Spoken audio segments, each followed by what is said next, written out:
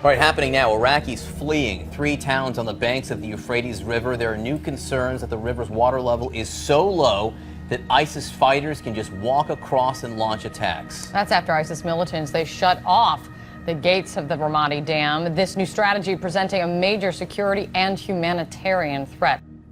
And the 6th angel poured out his vial upon the great river Euphrates, and the water thereof was dried up, that the way of the kings of the east might be prepared.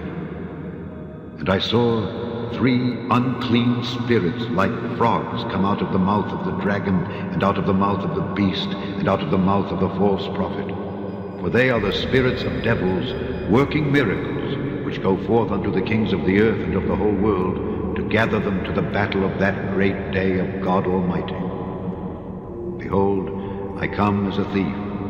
Blessed is he that watcheth and keepeth his garments, lest he walk naked, and they see his shame.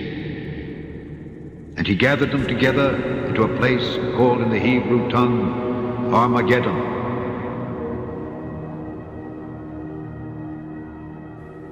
This low water in a riverbed in Ramadi is an attack.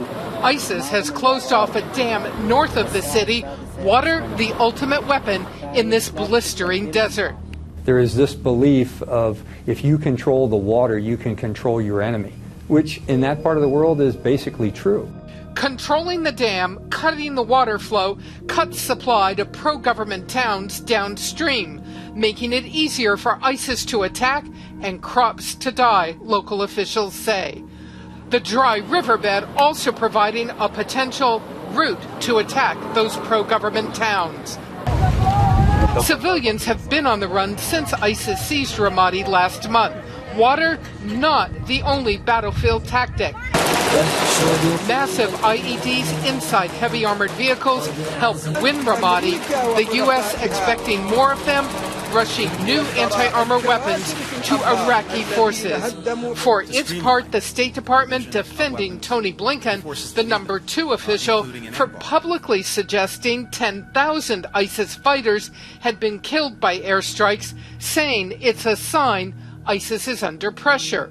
It's never good to have someone who's in the State Department talking about the effects of combat operations, and that's what that was. There is no military person in the world that will support a body count as an indicator of success. Is the fact that a serious number of people have been taken off the battlefield. But Blinken was using an old number. The latest body count, 13,000 ISIS killed.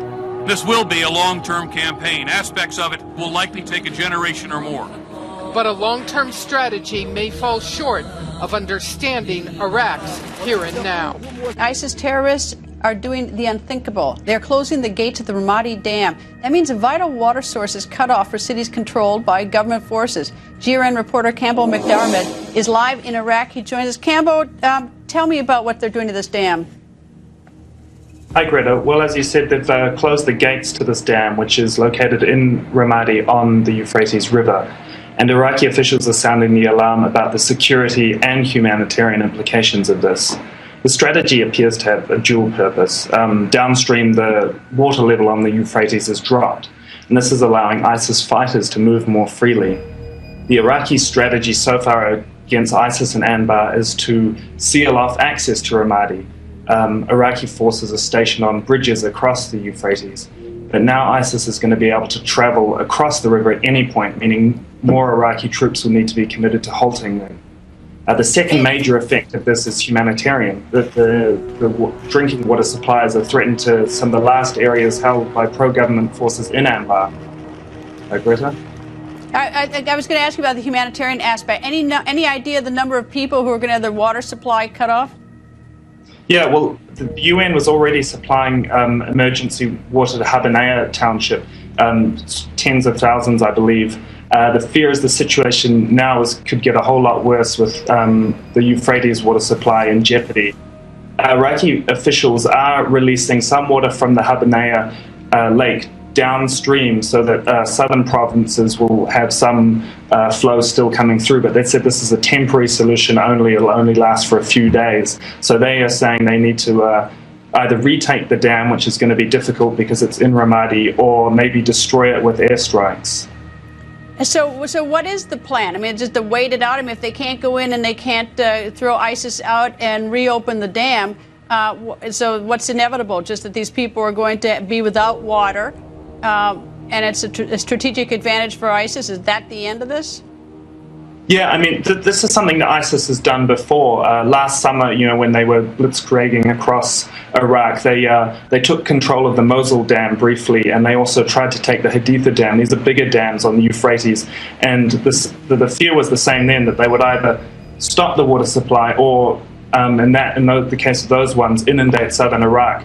So we saw then that it was imperative for them to retake these dams, and in that case, U.S. airstrikes were helpful in enabling the Kurds to recapture the Mosul Dam and to prevent ISIS from taking the Haditha Dam. Greta? Campbell, thank you. ISIS cutting off a vital lifeline to thousands of people. The militants have shut most of the gates to a dam in the Iraqi city of Ramadi, that's right along the Euphrates River. And the move by ISIS could make it easier for it to attack towns downstream. CNN senior international correspondent Nick Payton-Walsh live in Baghdad to tell us more. Hi, Nick.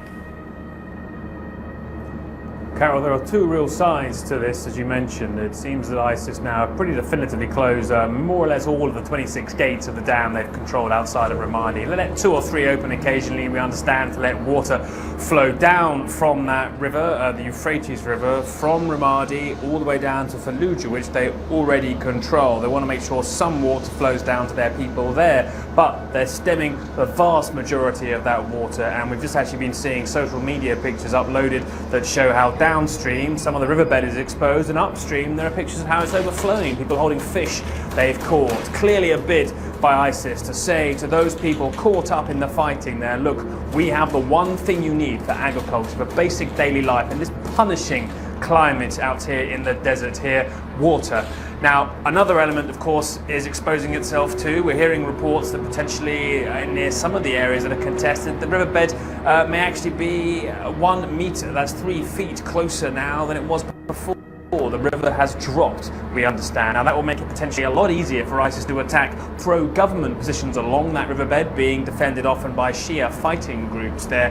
That makes them much more vulnerable to attack, because ISIS could simply walk across the moats effectively they've been held back by in the past days. 2 substantial issues here, but in the months ahead, it's going to be that humanitarian crisis that plays harder. We've heard in this region, as the population expands and the climate worsens at times, weapon being used as a water as a threat.